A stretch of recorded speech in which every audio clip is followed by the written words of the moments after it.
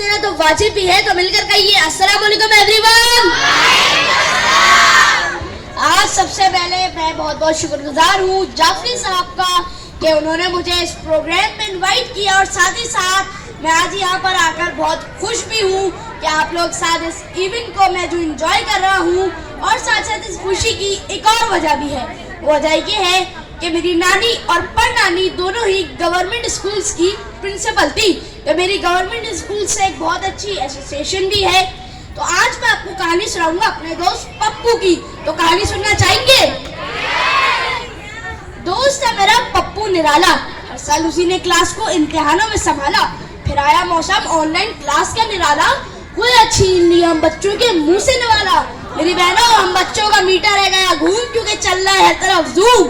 जमी बोस हो जाएंगे ख्वाबों के महल, और हम करार पाएंगे इम्तिहानों में ना आयल, क्योंकि लिखने से सरोकार नहीं, पढ़ने पे तैयार नहीं, दोस्त वफादार नहीं, मेरे अब्बा का कारोबार नहीं। जानते हैं अब अगर मैं पास होकर अंकल शफकत की शफकत से दूसरी जमात में जाऊंगा तो मुर्गे से अंडे और बकरे से बच्चे पैदा करवाऊंगा।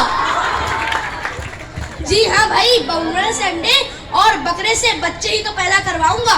और साथ ही साथ एक और बात बताता चलूं कि आम का मौसम तो करीबी है और कौमी खजाना खाली होता जा रहा है, क्योंकि मेरी बहनों को पार्लर से और सियासतदानों को डॉलर से प्यार है। अब तो इस मुल्क का वजीर आजम भी ज़कात का हकदार है। कैसा लगा? जो अच्छा लगा तो एक बार फिर तालियां बजाएं।